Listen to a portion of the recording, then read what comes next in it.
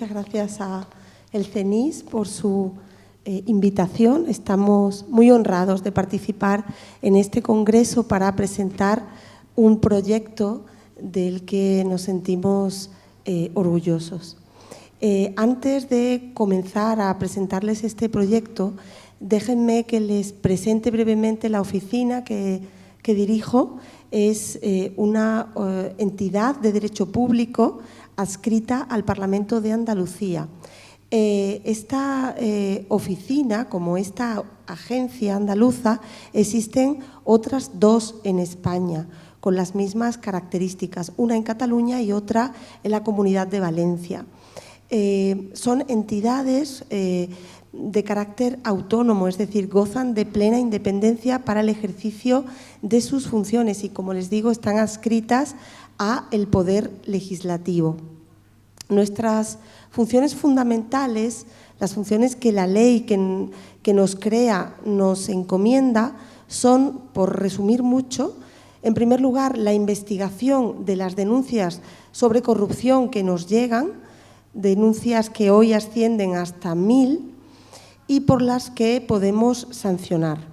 Esta es una función, una misión que también ejercemos con responsabilidad.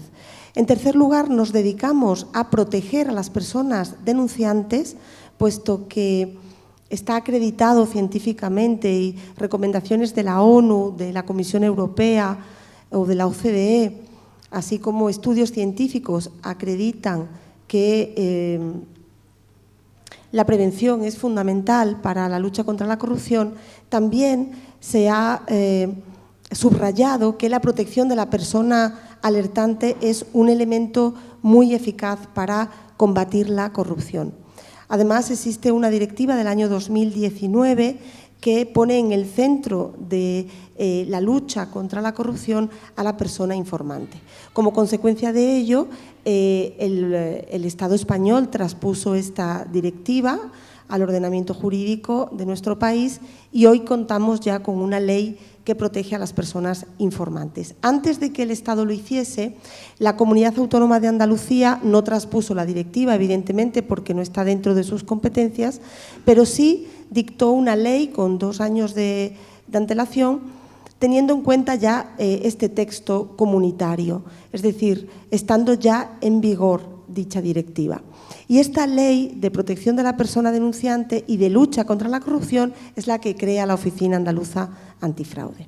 Por lo tanto, nos dedicamos también a proteger a los alertantes. Y por último, una función no menos importante que las anteriores, sino, me atrevería a decir, quizás la más importante, es la de la prevención.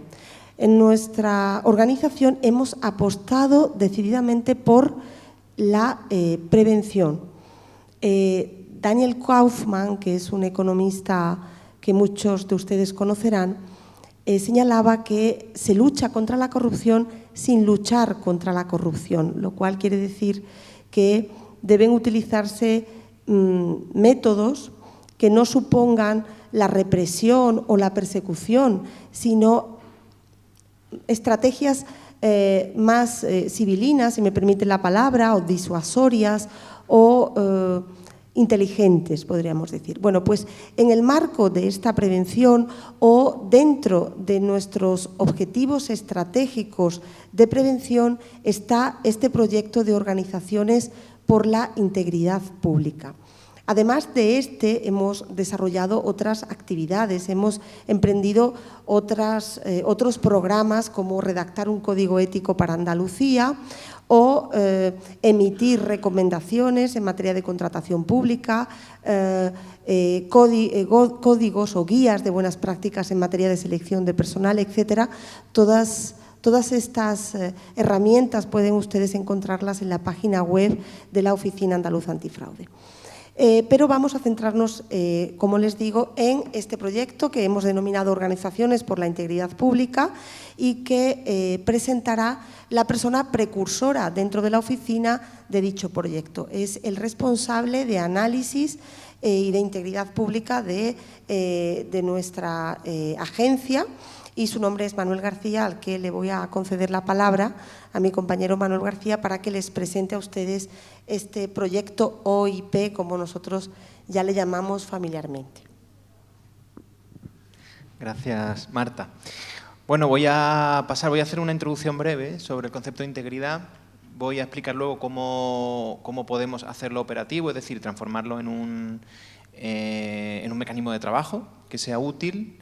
Y finalmente voy a desgranar un poquito la metodología que estamos siguiendo para este proyecto de OIP, que ya está en marcha en una fase piloto con algunas entidades que están colaborando con nuestra oficina, con este espíritu que ha comentado Marta de adelantarnos, ¿no? y de no esperar a que se cometa el ilícito o el acto fraudulento, sino adelantarnos a él.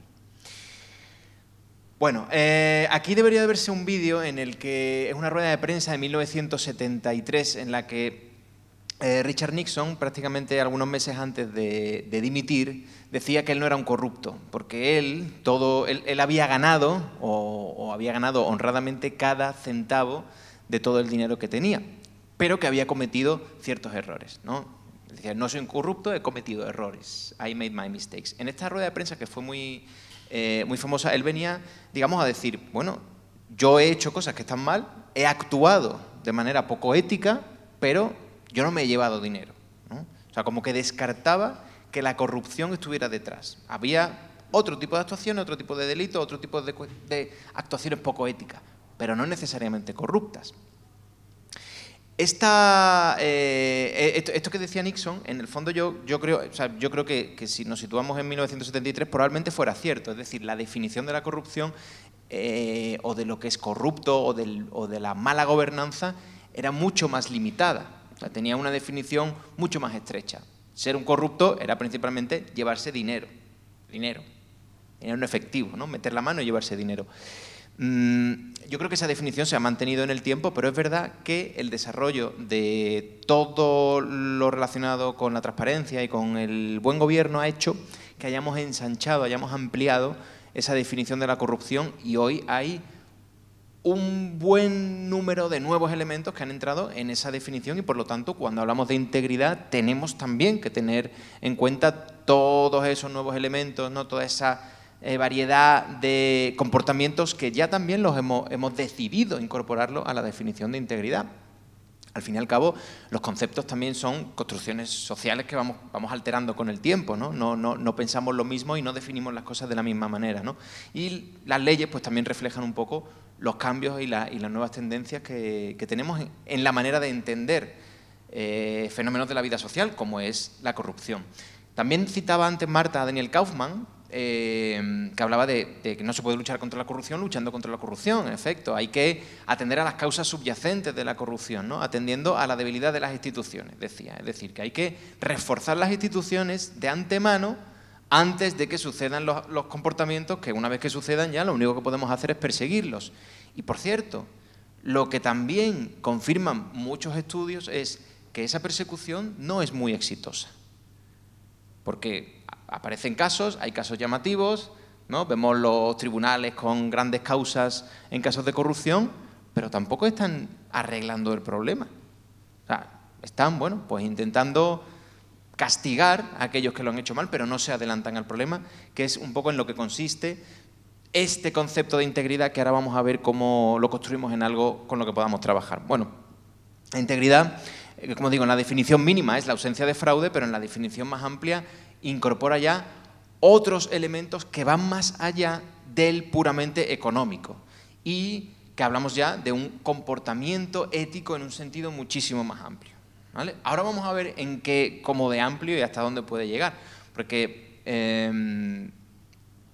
hay muchas definiciones, ¿no? O sea, ya se viene trabajando de un tiempo a esta parte con valores de buena administración, se utilizan conceptos como de buena administración, buena gobernanza, buen gobierno y todo esto, ¿no? Pero bueno, luego eso en la práctica, cuando tienes que trabajarlo, como por ejemplo en la Oficina Andaluza Antifraude, que tenemos que realmente asistir a otras entidades, por ejemplo, especialmente a entidades locales, y tenemos que ayudarles a desarrollar sus marcos de integridad, tendremos que saber exactamente con qué trabajar, ¿no? No simplemente con frases y con citas, sino que tendremos que bajar al terreno y ver ¿De qué manera podemos medir y mejorar y prevenir?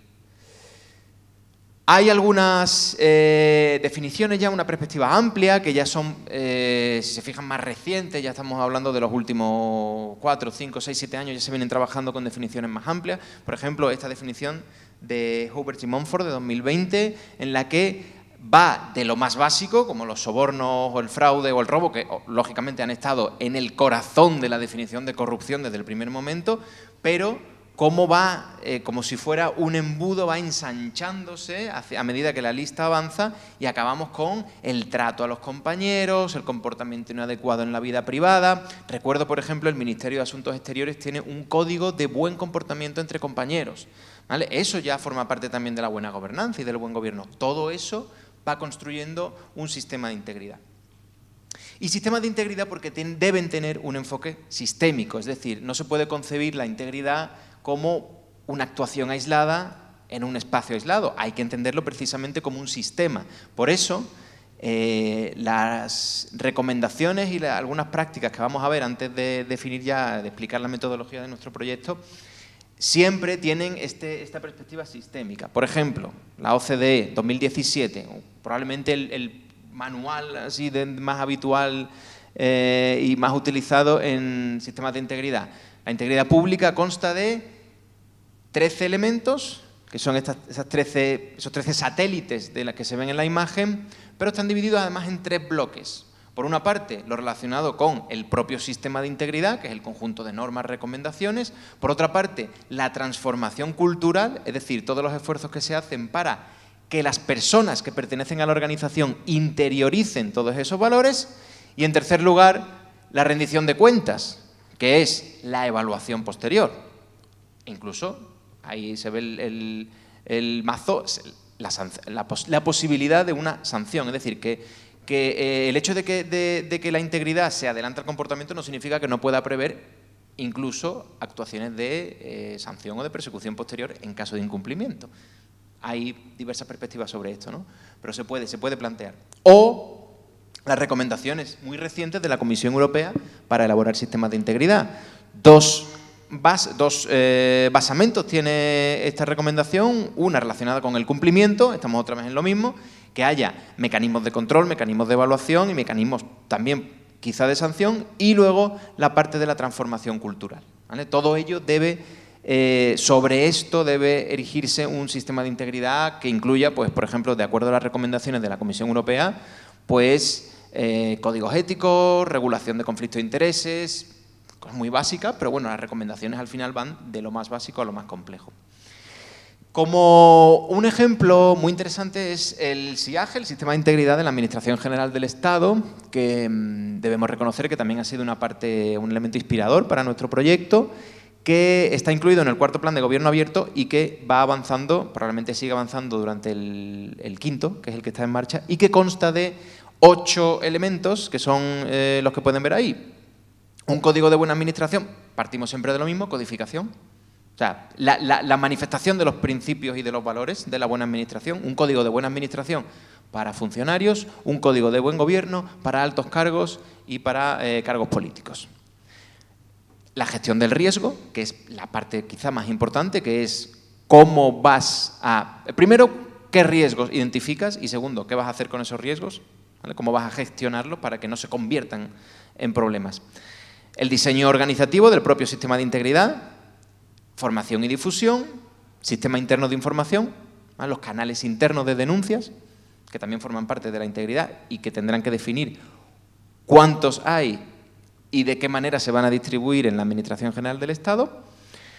La gestión de unos buzones de ética, que son también una novedad que ha incorporado la propuesta del SIAGE que se está trabajando. Y finalmente, como cualquier sistema, necesita su propio mecanismo de evaluación y de seguimiento. Bueno, pues llegados a este punto vamos a lanzar voy a lanzar algunas líneas sobre el proyecto de organizaciones para la integridad pública, que es la materialización que estamos haciendo de la integridad desde la Oficina Antifraude de Andalucía. El objetivo, institucionar la integridad con una metodología normalizada que nos permita dar nos permita con una estructura pequeña, pero poder dar respuesta a un mapa de entidades públicas amplio y a un territorio muy amplio. Andalucía tiene 9 millones de habitantes, tiene 800 municipios, entidades locales y 300.000 empleados públicos, que es muchísimo. Si fuera un Estado, sería el 13º Estado más grande de la Unión Europea. Entonces, somos una entidad pequeña, pero tenemos que normalizar los procesos. El objetivo es desarrollar un sistema de integridad para el sector público andaluz, que sea una herramienta que resuelva los dilemas que sobrevengan. Es decir, se trata de que cuando no se sepa muy bien si algo está bien o no está bien, hay cosas que sabemos que están mal, pero hay cosas que pueden generar dudas de si es una buena o una mala práctica, pues para eso están los sistemas de integridad. Para eso están los códigos, para eso están las guías, para eso está todo lo que se considera un sistema de integridad. ¿Cómo operativizamos? Es decir, ¿cómo convertimos estas ideas en una metodología de trabajo que podamos compartir con las entidades participantes? Digo entidades participantes porque, bueno, aunque tengamos competencias para trabajar, para fiscalizar, lo cierto es que nosotros siempre planteamos este proyecto como un proyecto de cooperación institucional. O sea, un proyecto de, si tú quieres, te ayudamos y te acompañamos, ¿no? Ese mismo espíritu, ¿no?, de la prevención.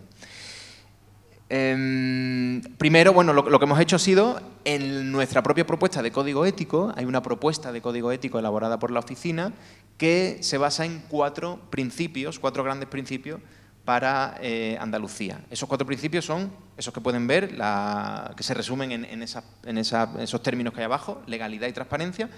Un principio de la lucha contra el abuso de los recursos públicos, un tercer principio sobre ciudadanía en el centro y evaluación, y un cuarto principio sobre dignidad e igualdad personales.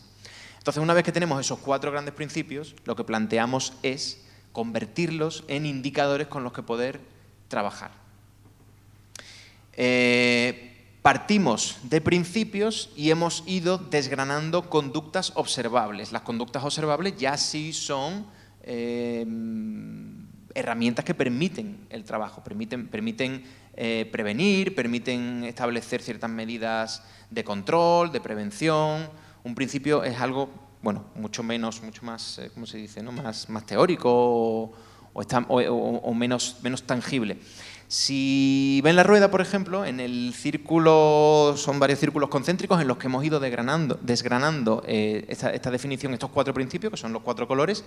En la primera rueda, la más interna, están precisamente esos 4 elementos, y hacia afuera los vamos materializando cada vez en elementos más observables y, por lo tanto, más fáciles de trabajar luego en un plan de integridad, que es al final en lo que consiste eso, ¿no? Por ejemplo, el principio de dignidad e igualdad, pues al final se puede materializar en, por ejemplo, que no haya un plan de igualdad o que no haya planes de conciliación o medidas de conciliación, ¿vale? ¿Yo cómo puedo aplicar y llevar a la práctica el principio de dignidad e igualdad? Bueno, pues para empezar, un plan de igualdad. Suena una buena idea y tampoco es una cosa súper novedosa, porque tampoco estamos planteando cosas... no estamos planteando ni grandes transformaciones tecnológicas, estamos planteando trabajar con lo que hay y, sobre todo, con buena voluntad. O, por ejemplo, en la parte de abuso de recursos públicos, que es el naranja, el conflicto de intereses que puede materializarse, por ejemplo, en el favorecimiento de amigos o familiares en una contratación. Bueno, pues ahí está. ¿Cómo podemos prevenir que ocurra eso? Bueno, pues hay muchas medidas que se ponen en marcha, que se pueden utilizar, que son buenas, que se pueden replicar, pero también podemos inventar otras, ¿no? Tampoco se trata de inventar aquí gratuitamente, pero sí que se puede tener un poco de creatividad para trabajar. La metodología, como digo, es acompañamiento. Además, la Oficina Andaluza Antifraude también se encuentra acompañada por un panel de personas expertas, que además está dividido por secciones con relación a la práctica que tienen cada una. Hay personas especialistas en evaluación de políticas, hay personas especialistas en metodologías innovadoras o hay personas especialistas en contratación pública. Todas esas personas van a asesorarnos a la oficina cuando nosotros asesoremos en el desarrollo de planes de igualdad. Precisamente por eso decía, medidas preventivas innovadoras. Bueno, se pueden plantear cualquier cosa, pero luego también está bien que esas personas expertas nos digan, oye, esto no suena tan bien, ¿no? El proyecto tiene 4 pasos, 4 fases. Una primera fase de autoevaluación, en la que medimos un poco la situación inicial, la situación de partida de la entidad y luego también la capacidad que tiene de carga, ¿no? La capacidad que tiene de asumir trabajos. ¿Por qué es importante esta autoevaluación? Porque también el proyecto tiene un espíritu de armonización. Un plan de integridad debe cubrir todo, incluidos los planes antifraude, que están dentro. La metodología, precisamente estos pasos están también tomados de la recomendación de la Secretaría Europea de Fondos Europeos de 22 de enero de 2022 sobre la elaboración de planes antifraude. Entonces, una pregunta que nos han hecho habitualmente, ¿esto sirve como plan antifraude? Sí, claro que sirve como plan antifraude. Mucho más que el plan antifraude, por supuesto que sirve como plan antifraude. En parte también porque desarrolla estos pasos que están en esas recomendaciones. Se evalúan una vez que tenemos esa situación inicial, en la que, por ejemplo, pues la entidad ya puede tener un plan de igualdad, ya puede tener un plan antifraude. De hecho, los que participan con nosotros en esta fase piloto, claro, como son un poco alumnos aventajados, pues ya tienen cosas hechas, ¿no? Sería raro que alguien que no tiene nada, ¿no? Que alguien que no ha hecho nada en integridad nunca dijera, yo voy a participar en el proyecto piloto. No, está claro que es, al final, instituciones y personas comprometidas un poco ya con la integridad. El siguiente paso es la evaluación de riesgos en sí, que consiste en definir actividades o identificar más bien actividades, evaluar el impacto y probabilidad que tienen en el caso de que ocurran esos riesgos, los riesgos asociados a esas actividades y el impacto y probabilidad de esos riesgos. Hay riesgos que tienen un impacto bajo y una probabilidad muy baja. No nos interesan mucho, es decir, podemos ignorarlos, también depende de la capacidad que tengamos. Hay riesgos que tienen un impacto muy alto o una probabilidad muy alta. Tenemos que atender a esos riesgos, ¿vale? Porque si ocurren, nos van a poner en una situación muy peliaguda. El tercer elemento es el desarrollo del propio plan y el mecanismo de evaluación del plan, ¿vale? Es un plan. Aquí, por ejemplo, en el desarrollo del plan hemos utilizado de la metodología de planificación del Instituto Nacional de Administración Pública, ¿vale? Es fantástico. No hace falta inventar nada. Como ya digo, el proyecto en sí realmente es una ensalada de cosas que ya existían antes. Pero bueno, ahí radica también lo valioso. Y finalmente el último paso, que es en el que la Oficina Antifraude verifica y emite una acreditación y una renovación anual de la acreditación como entidad por la integridad pública. Bien, lo desgrano ahora un poco con más detalle. La evaluación de los riesgos. Aquí tenemos, por ejemplo, una de las matrices con las que trabajamos, que es muy sencillita. ¿Qué cosas haces? ¿Vale? Eventos, ¿qué cosas haces?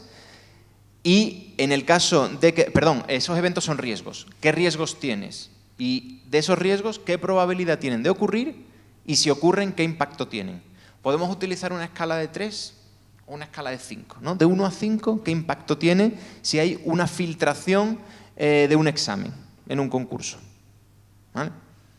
O qué probabilidad tiene que ocurra, ¿vale? Porque no es lo mismo que en tu entidad el examen esté impreso en papel y se quede en una habitación sin llave a que lo custodie la policía.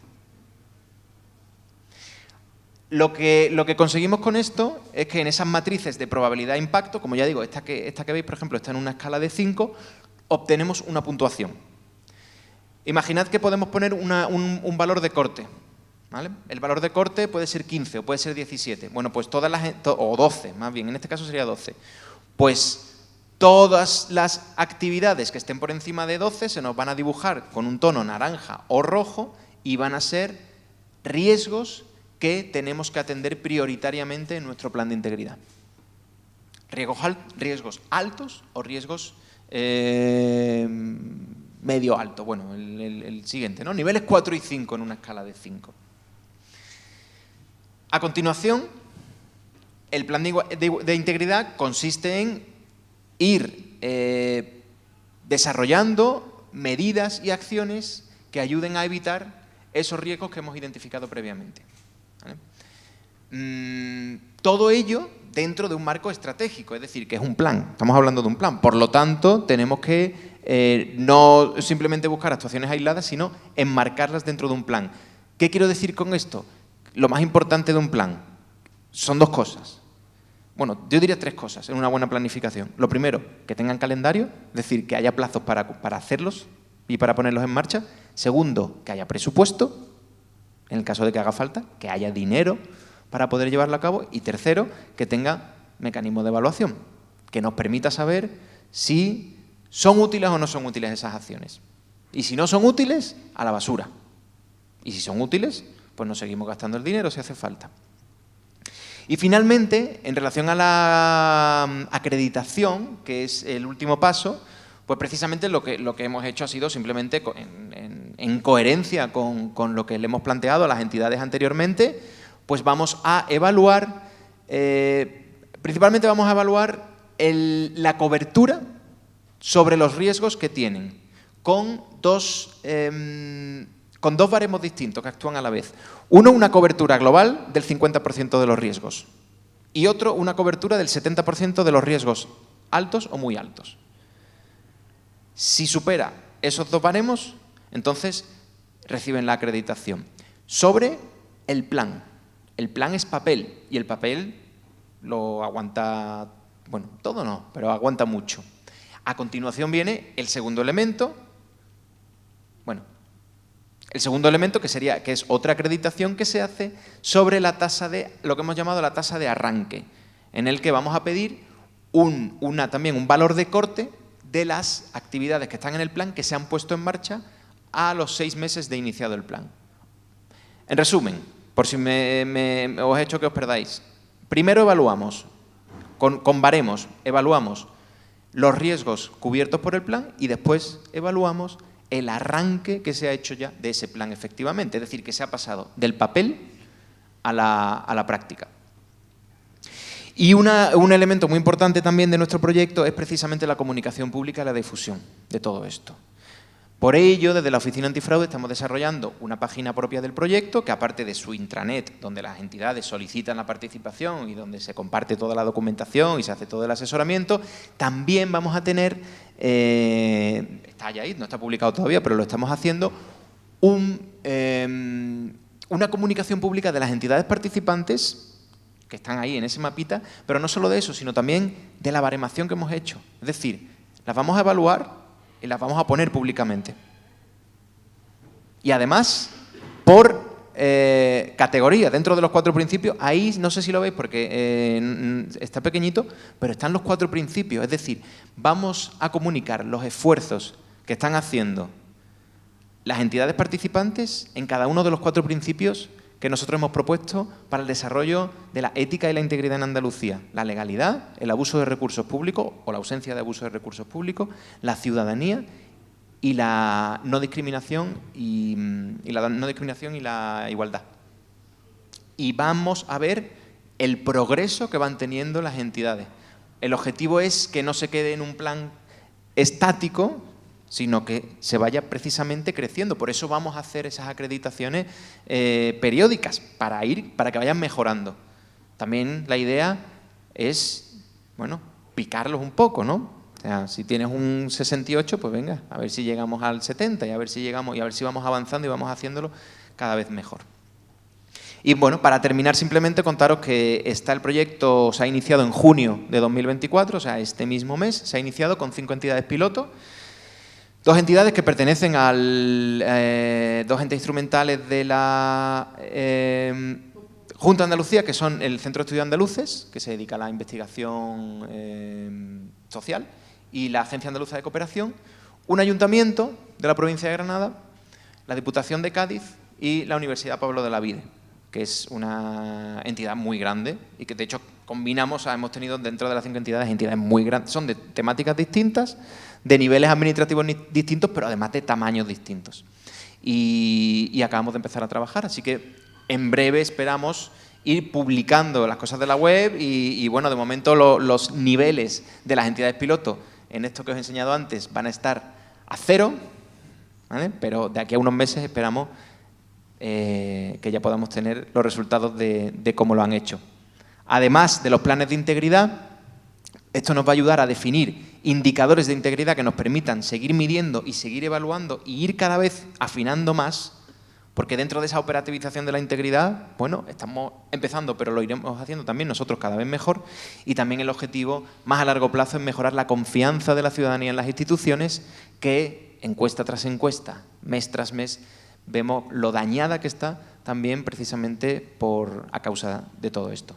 Así que nada, muchísimas gracias y estamos aquí para responder cualquier pregunta.